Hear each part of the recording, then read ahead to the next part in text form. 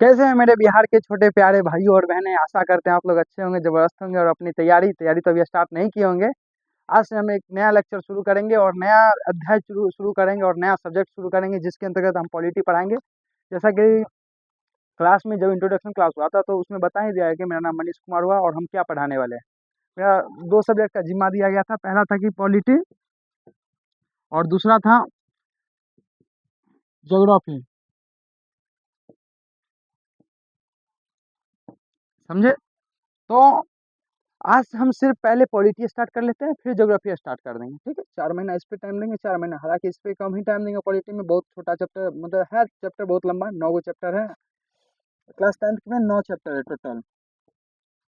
और 9 चैप्टर को ना इतना डिटेल में पढ़ेंगे, इतना अभी आपके एग्जाम का बहुत मानिए तो 365 दिन से प्लस टाइम है, यानी 12 महीना से प्लस टाइम है। तो हम इस तरह से पढ़ेंगे ताकि पूरा टॉपिक कवर हो जाए।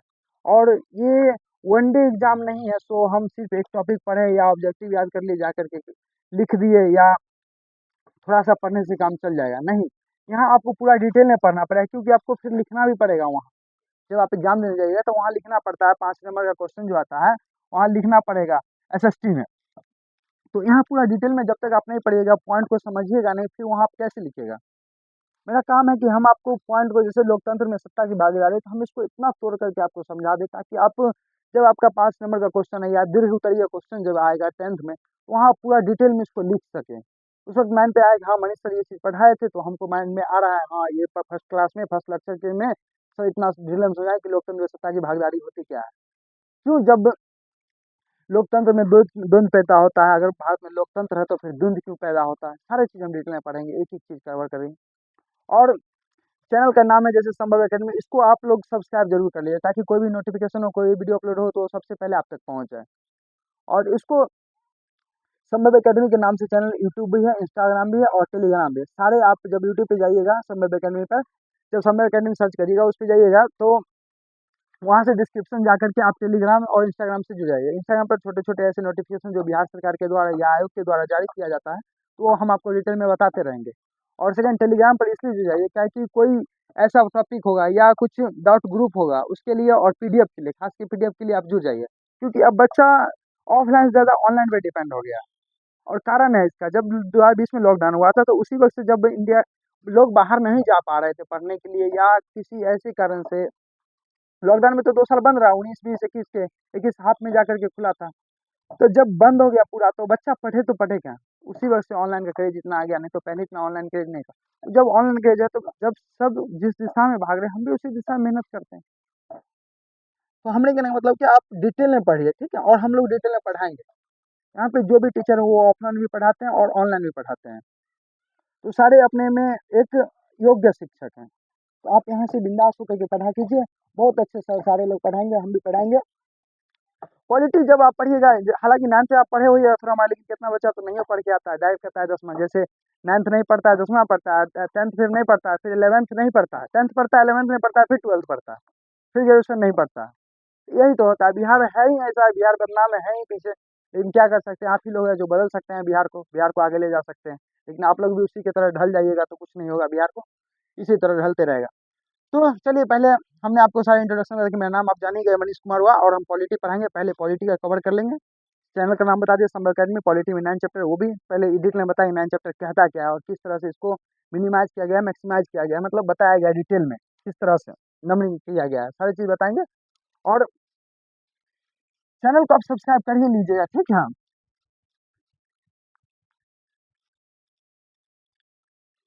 चलिए, तो पॉलिटी पॉलिटी राजनीति शास्त्र होता क्या है? पहले तो ये समझते हैं ना कि आज पहला क्लास है तो आज हम क्यों इतना भागे। पहले है कि पॉलिटी पॉलिटी होता क्या? पॉलिटी राजनीति शास्त्र, कहने का मतलब कि जो राजनीति शास्त्र पॉलिटी क्या इंडिया में ही है या कोई और देश में भी है? हाँ या ना? तो जी सर, और से देश में है। तो पॉलिटी कहने का मतलब है कि किसी देश का ऐसा नियम कानून का संकलन जो किसी देश को चलाने में सहायक हो। समझ रहे हैं हम क्या कर रहे हैं? पॉलिटी कि कोई ऐसा नियम कानून का संकलन हो जो किसी देश को चलाने में सहायक हो, पॉलिटी कहलाता है, यानी राजनीति शास्त्र कहलाता है। अगर आप हमसे डिटेल में पूछते हैं कि आप मैच खेलने जाते हैं, मैच खेल रहे हैं, वहाँ पे मैच खेलते-खेलते आपका बैटिंग हुआ या आपका बॉलिंग आ गया मीन्स, और वहाँ पे कोई ऐसा नियम कानून नहीं बनाया है कि कैच हुआ तो आउट होगा या बाउंड्री पार जाएगा तो सिक्स होगा। अगर कोई नियम कानून वहाँ पे नहीं बनाया है तो आप किस तरह से मैच जीतेंगे, हमको ये चीज़ बताइए? आप नहीं जीत पाइएगा। तो वहाँ कोई नियम कानून ही नहीं है। कोई आया लड़ाई करके चला गया, कोई आया बॉल थ्रो मार करके भाग गया, कोई आया बाउंसर मार कर चला गया। कुछ नियम कानून होते हैं। कुछ ऐसे होते हैं कि विकेट पे लगता है तो आउट होता है, कुछ ऐसा होता है कि बाउंड्री पार जाता है तो सिक्स भी होता है, बाउंड्री पार होता है तो चार भी जाता है। लेकिन किस तरह जाता है? यही चीज़ हम समझेंगे कि पॉलिटी होता क्या है? किसी देश को चलाने में सहायक होते हैं, वही पॉलिटी होते हैं। और देश को चलाने के लिए सिर्फ पॉलिटी तो चल नहीं सकता, ये तो चलाया नहीं जा सकता, ये तो कोई आदमी तो नहीं, ये तो एक सिर्फ नाम है। राजनीति शास्त्र आप कहिएगा तो ये तो सिर्फ एक नाम है। राजनीति शास्त्र ये तो एक नाम हुआ। क्या ये खुद चल सकता है? हाँ या नहीं सर, ये खुद नहीं चल सकता, इसको चलाने के लिए कुछ लोग होते हैं। तो जो संविधान में उल्लेखित किया गया है, जो आर्टिकल किया गया, आर्टिकल हालाँकि आप लोग को पढ़ना नहीं है। जब इससे आगे जाइएगा तो आर्टिकल पढ़ना पड़ता है। जब प्राइवेट शिक्षा पढ़िएगा, जब कॉम्पिटिशन लाइन में घुसिएगा तो वहाँ आर्टिकल आपको पढ़ना पड़ेगा, सेक्शन पढ़ना पड़ेगा, बहुत सारे ऐसे चीज़ आईपीसी, सीआरपीसी, बीएनएसएस सारे चीज़ को पढ़ना पड़ेगा वहाँ। लेकिन अभी जैसे हम लेवल पे पढ़ रहे हैं राजनीति शास्त्र, कि राजनीति शास्त्र तो खुद चल नहीं सकता, इनको भी चलाने के लिए किसी चीज़ की ज़रूरत पड़ती है। वो क्या होता है? तो संविधान बनाया गया हमारे देश में, संविधान बनाया गया है एक, जिसमें सारे नियम कानून दिए गए हैं कि किस तरह देश चलेगा, किस तरह देश नहीं चलेगा, किस तरह रंग रूप पे भेद किया जाएगा तो किस तरह का कानून व्यवस्था है, किस तरह के लोग चोरी करेंगे तो क्या उस पे क्या दंड है, क्या आत्महत्या करेंगे तो उसके लिए क्या दंड है, या किसी को गोली मार देंगे तो किस तरह का दंड है, या किसी को बे फालतू में फंसाया जाएगा तो किस तरह का दंड है। ये सारे चीज़ संविधान के अंतर्गत दिया गया और संविधान को ही लागू राजनीति शास्त्र करती है। राजनीति शास्त्र ही है, बोले हम जो कुछ ऐसा नियम कानून का संकलन है जो किसी देश को चलाने में सहायक होता है, राजनीति शास्त्र कहलाता है। वही हम कह रहे हैं, संविधान हमारे देश में एक ऐसा संविधान बनाया गया जिसके अंतर्गत 1950 1947 से जब मेरा देश आज़ाद हुआ 15 अगस्त 1947, तो उससे पहले तो संविधान नहीं था। तो उससे पहले देश कैसे चलता था? उससे पहले देश चलता था, सबका अपना-अपना नियम। उससे पहले देश चलता था, उससे पहले राजतंत्र था, लोकतंत्र नहीं था। अभी भी कुछ ऐसे देश हैं जहाँ लोकतंत्र नहीं है, जैसे साउथ कोरिया। साउथ कोरिया में अभी भी राजतंत्र चल रहा है। वहाँ राजा जो कहेगा वही होगा। लोकतंत्र लोगों के द्वारा नहीं बोला गया कोई भी चीज़ है सो बोला जाएगा हाँ, लोगों के द्वारा। तो इतने ऐसे देश हैं। ब्रिटेन में भी अभी एकल नागरिकता है, जैसे दोहरी नागरिकता, सॉरी ब्रिटेन में भी दोहरी नागरिकता, लेकिन इंडिया में एकल नागरिकता कि अगर आप भारत देश के निवासी हैं तो भारत के ही निवासी हैं। आप उस स्टेट के निवासी नहीं है जहाँ आप निवास करते हैं। लेकिन अगर आप ब्रिटेन में जा रहे हैं तो ब्रिटेन के भी निवासी हैं, प्लस में आप जिस जगह पे रहते हैं वहाँ के भी निवासी हैं। मीन्स आपका 2 आईडी प्रूफ होगा, 2 वीज़ा होगा, 2 पासपोर्ट होगा, क्योंकि आप 2 जगह के निवासी हैं ब्रिटेन में। ब्रिटेन में दोहरी नागरिकता है और ब्रिटेन में अभी भी लोकतंत्र नहीं है। समझ गया पॉलिटी किसे कहते हैं और राजनीति शास्त्र किसे कहते हैं?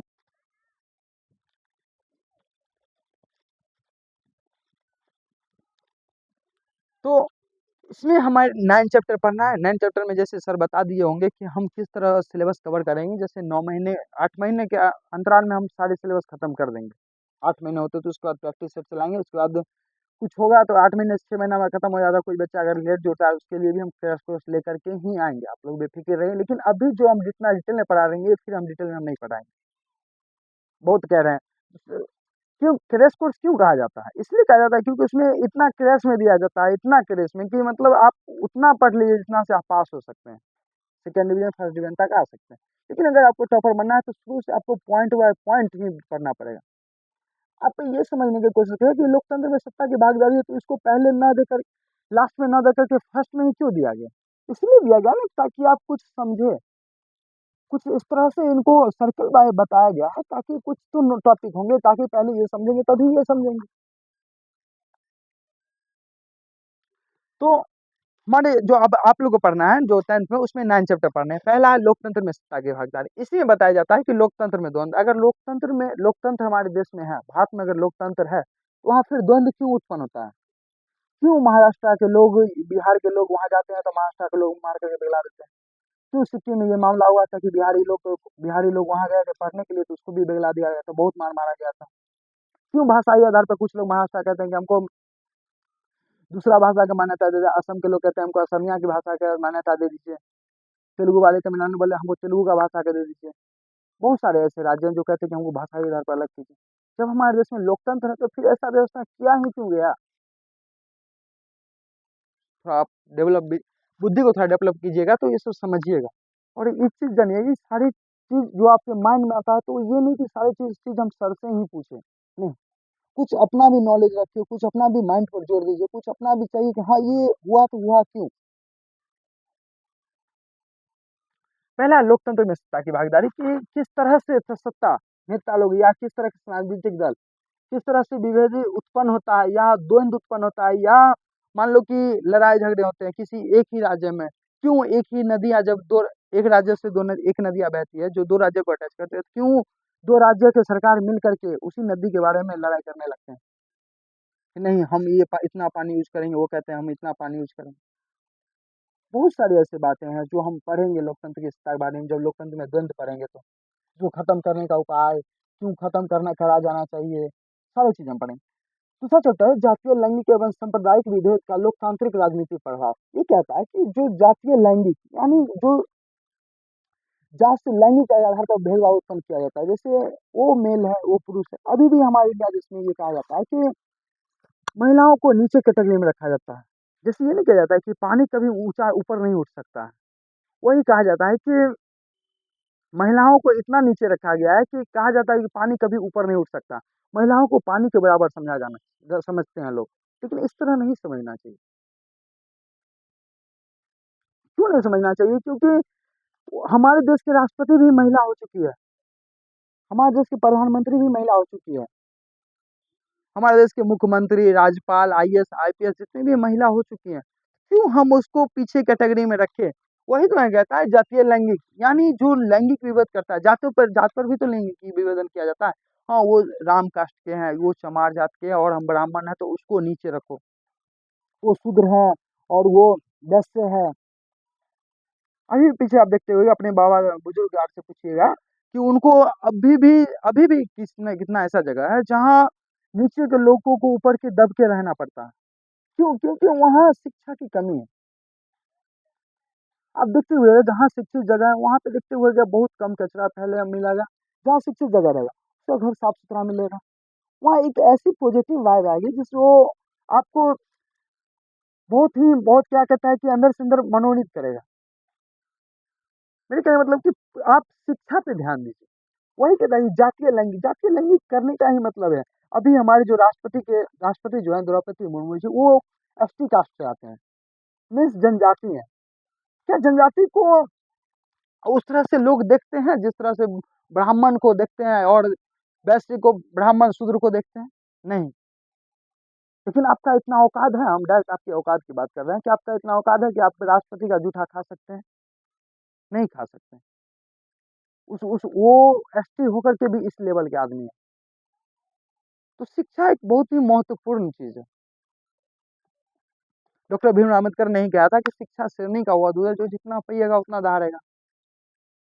डॉक्टर भीमराव अम्बेडकर ने ही संविधान का जो निर्माण किया था, इन्हीं को जनक कहा जाता है। संविधान के जनक डॉक्टर भीमराव अम्बेडकर को। और डॉक्टर भीमराव अम्बेडकर जो जितना में सह लिए, आप लोग अगर इस दौर में सह लीजिएगा तो बहुत आगे जाइए, लेकिन नहीं सहते हैं लोग।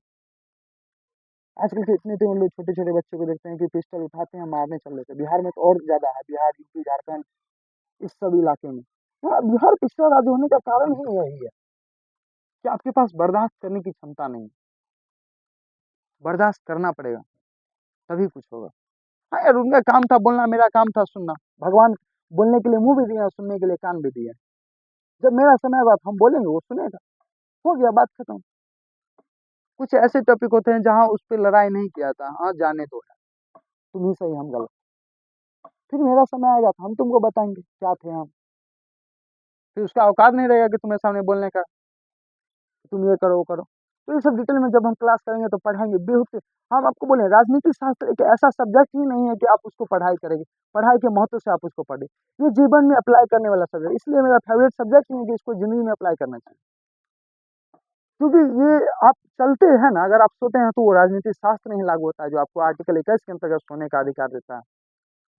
आप ये समझ नहीं समझ पाइएगा, जब आगे चलिएगा, जब हम भी पढ़ाते हैं, लेकिन आगे चलिएगा तो वहाँ हम बताएँगे कि आपका जो सोने का अधिकार है, वो भी राजनीतिक शास्त्र नहीं बताता है।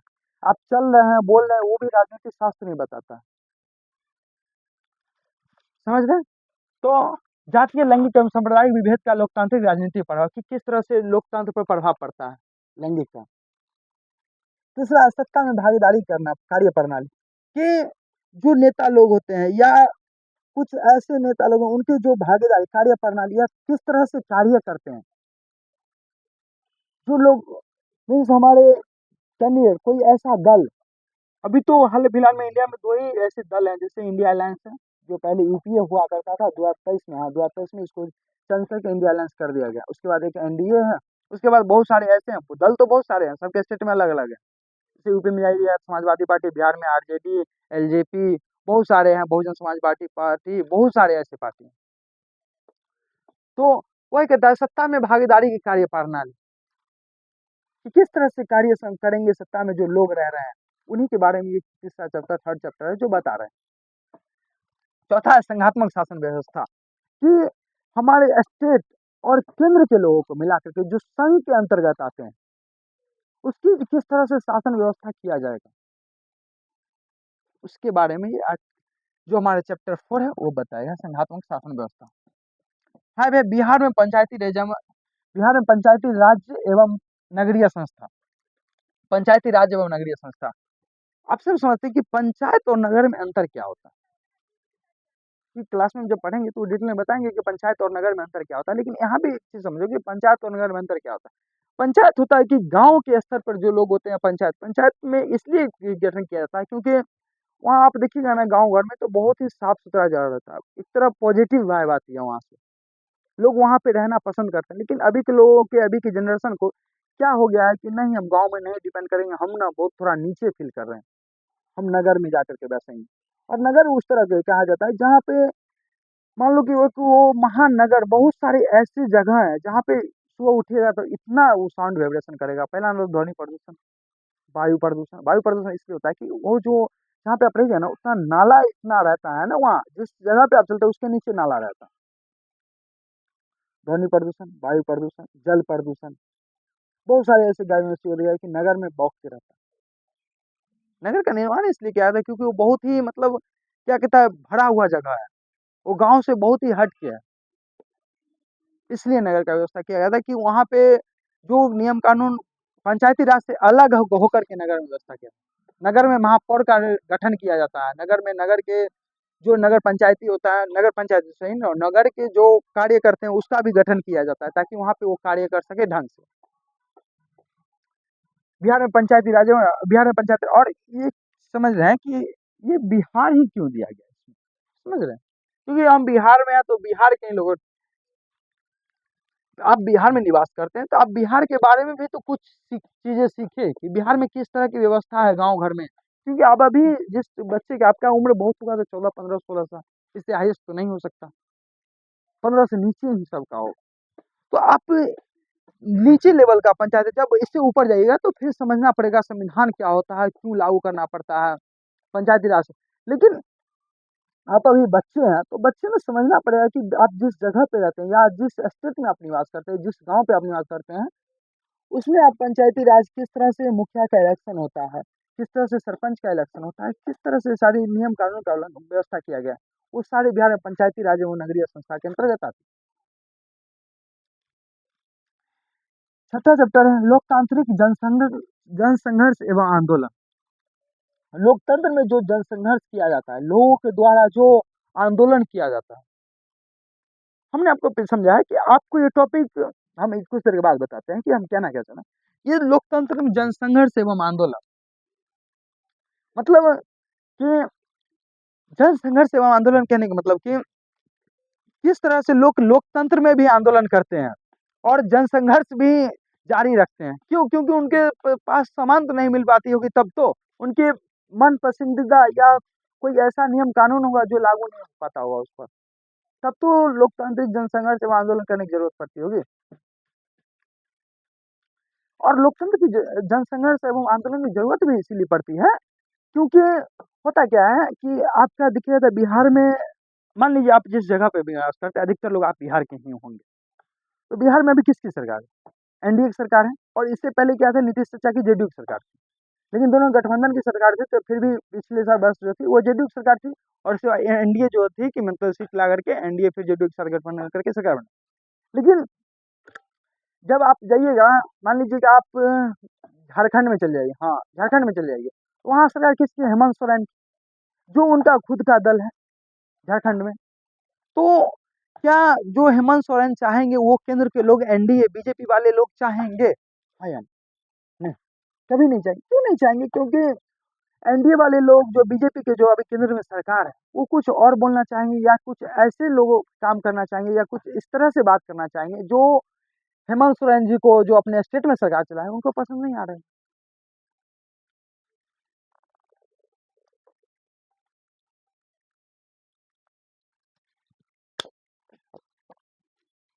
तो इसलिए भी तो आंदोलन करना पड़ जाता। अब हेमंत सोरेन जी बोलेंगे कि से नहीं, हमारे देश में पर्यटन के लोग ज्यादा आते हैं, मतलब पर्यटन के लोग बहुत ज्यादा आते हैं देवघर में।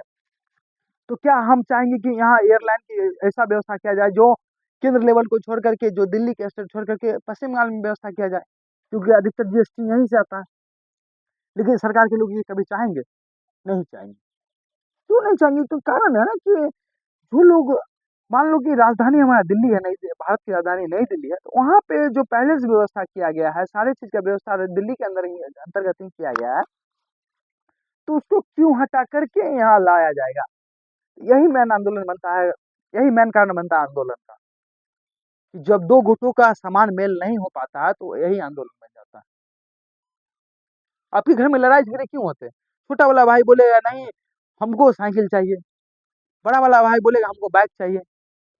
कुछ दिन के बाद छोटा भाई भी बोला कि हमको बाइक चाहिए, तो बड़ा भाई बोला क्या नहीं, तुमको बाइक की कोई जरूरत नहीं, इसी से काम चला लो। लेकिन वो फिर क्या बोलेगा, नहीं तुम्हारा जब बारी था तब तुम तो न्यू बाइक लिया, लेकिन जब हमारी बारी आई तो हम तुम्हारा बाइक क्यों चलाएंगे? यही तो झगड़ा का कारण बनता है ना। गार्जियन को तो फिर यही, गार्जियन क्या कर सकते हैं? दोनों को मिला सकते हैं। लोकतंत्र इसलिए बनाया गया था। लोकतंत्र के बहुत सारे फायदे हैं और लोकतंत्र के बहुत सारे नुकसान। बिहार में पंचायत लोकतंत्र जनसंघर्ष एवं आंदोलन की हम बताएं कि आंदोलन किस तरह से होता है। अगर बात में लोकतंत्र भी है तो आंदोलन किस प्रकार से होता है। सतमा है राजनीतिक दल। राजनीतिक दल जब पढ़ेंगे तो इसमें पढ़ने में आपको बहुत मजा आएगा, बहुत मजा।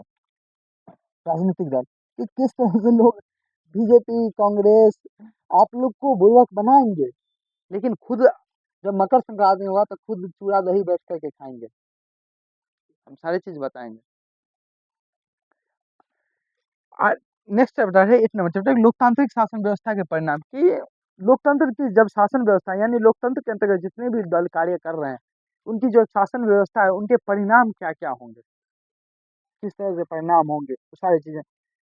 लास्ट की लोकतंत्र की चुनौतियां, कि लोकतंत्र में आने वाली क्या क्या चुनौतियां हैं, किस तरह से चुनौतियों का वर्णन किया है। तो हमने आपको सारे चैप्टर के नाम बता दिए कि किस तरह से हमको पढ़ना है, कितना डिटेल में पढ़ना है। आपको हमको फर्स्ट, आपको अगर आप देखिए तो फर्स्ट लेक्चर से ही आपको पता चल गया होगा कि हम कहना क्या चाह रहे हैं, कि कितना डिटेल में पढ़ाएंगे। और मेरी आप लोगों से गुजारिश है कि आप अपना किताब खुद खोल करके रखें, क्योंकि हम किताब से नहीं पढ़ाएंगे। टॉपिक किताब का ही रखें, लेकिन आप उसको इतना डिटेल में तोड़ करके पढ़ाएंगे कि आप उसको पॉइंट भी नोटेट कर लीजिए कि हाँ सर, उस टॉपिक का लोकतंत्र में द्वंद्व है तो द्वंद्व का क्या मतलब है। आप एक कॉपी रख लीजिएगा कि द्वंद्व द्वंद्व का क्या मतलब है, द्वंद्व को क्यों कम करना चाहिए, द्वंद्व का उत्पन्न ही क्यों होता है जब ऐसी बात है तो। समझ गए? चलिए यहाँ तक तो आप नोट कर लिए, इसको हम मिटाते हैं। और थोड़ा सा आज फर्स्ट क्लास में आए तो बिना पढ़े हुए तो नहीं जाने देंगे, थोड़ा सा पढ़ लेंगे फर्स्ट चैप्टर का एक टॉपिक।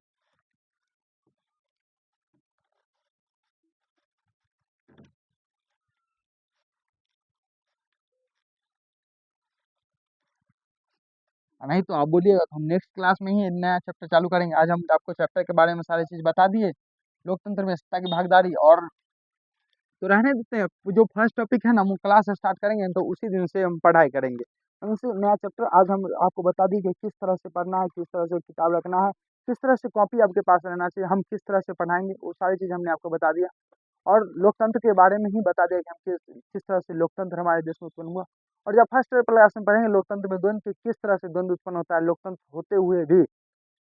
तो चलिए आज तक यहीं रहने देते हैं, ख्याल रखिए अपना, तब तक के लिए जय हिंद।